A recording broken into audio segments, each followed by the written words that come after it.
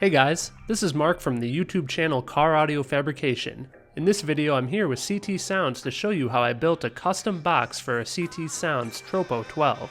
Let's get started. For the box design we'll be using one of our custom designs from caraudiofabrication.com.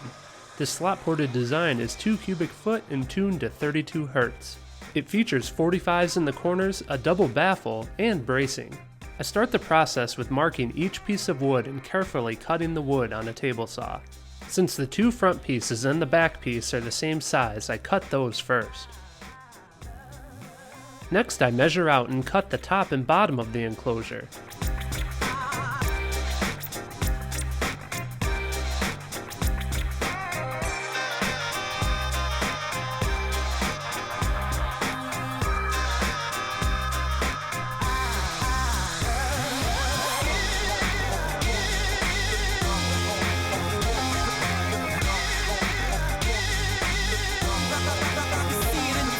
After cutting out the top and bottom of the enclosure, I cut the 2 side pieces along with the port pieces.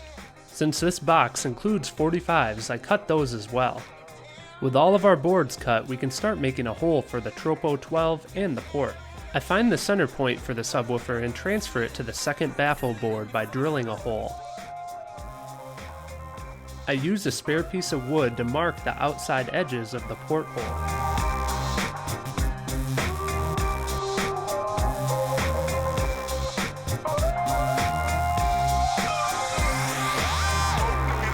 In order to cut out the speaker mounting hole, I'll be using a Mobile Solutions Smart template.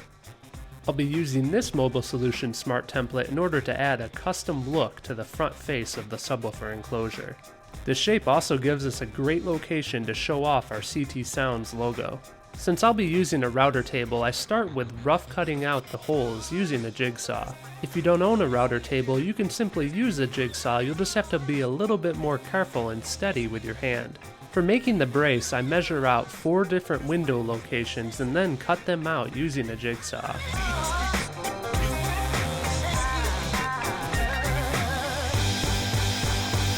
I'm using the Fukuda Square tool from Mobile Solutions in order to make perfect rectangular cutouts. In order to mount my different templates to the piece of wood, I use double-sided sticky tape. Next, I load up a flush trim router bit into my router table. The flush trim bit has a bearing that will ride against our template shapes and transfer a perfect profile to our piece of wood.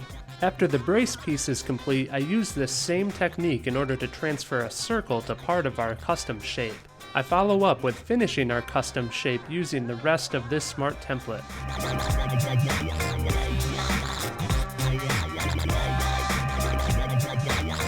Next, I cut out the circle for the mounting of the subwoofer using a circle template. Again, if you don't have templates or a router, you could do this with a jigsaw, but using a router and templates gives you a perfect result.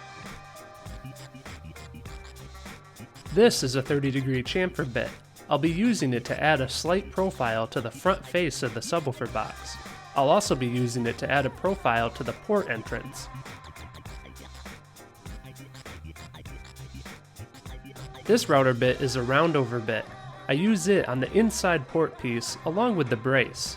Adding this roundover profile makes sure that air flows by smoothly within the box. With all of our router work complete, we can start assembling the box. I begin with applying a bead of glue onto the bottom piece and then nailing the rear of the enclosure to the bottom piece. It's important that you smooth out all the glue on the surfaces that contact each other.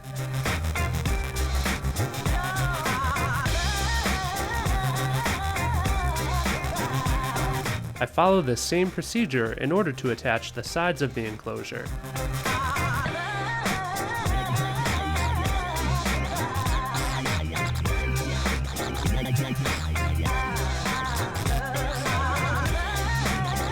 Next, I add the 45-degree pieces.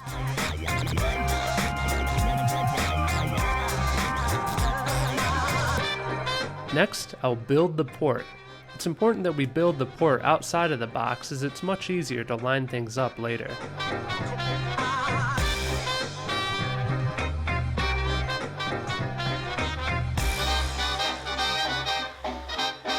Next, I carefully measure on the inside of the box for the 2.5-inch port offset.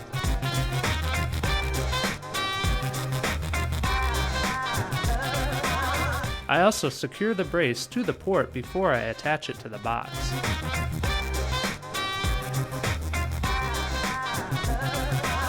With the port and brace combination ready to be added to the box, I first attach the front of the box. With the front attached, I can now add the port and brace combination.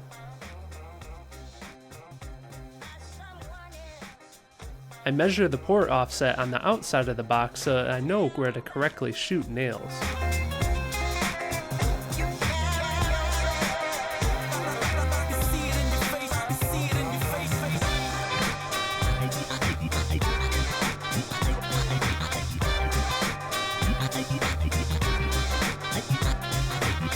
Next, I attach the second baffle, which also shows our custom shape. At this point, all we have left to do is attach the top of the box, but this gives you a good idea what the internal geometry of the enclosure looks like. After applying a last bit of wood glue, we attach the top of the enclosure. We also once again measure the port offset so that we shoot the nails in the correct locations. For the assembly process, I used brad nails. This holds the box together while the glue dries. You could also use screws, but it is important to pre-drill the holes. No matter what, make sure you use plenty of wood glue and cover each mating surface entirely. Now we'll take a look at how we can customize the front face of this subwoofer enclosure. I've added this foam to the front of the enclosure in order to create an embossed look under the vinyl that we'll be adding. I used the templates along with a couple other layout tools in order to create a design.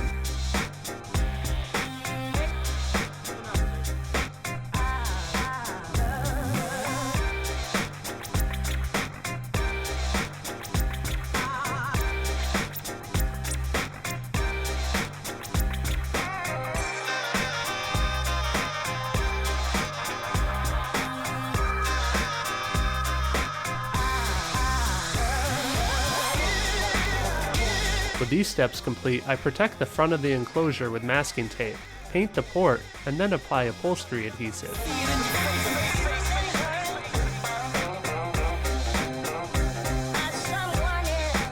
I use firm pressure on the vinyl in order to secure it to the front of the box. Using a wooden roller helps to really push the vinyl down so that we can create the embossed look. I trim away part of the vinyl from the front of the box so that the speaker mounts perfectly to the front flange. Next, I protect this vinyl surface of the box so that I can start wrapping everything with carpet.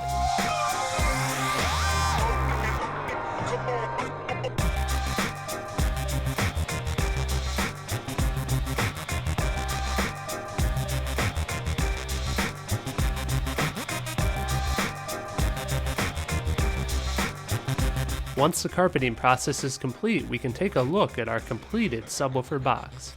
All that's left to do is wire up the subwoofer and mount it to the front of the enclosure, and we're ready for installation.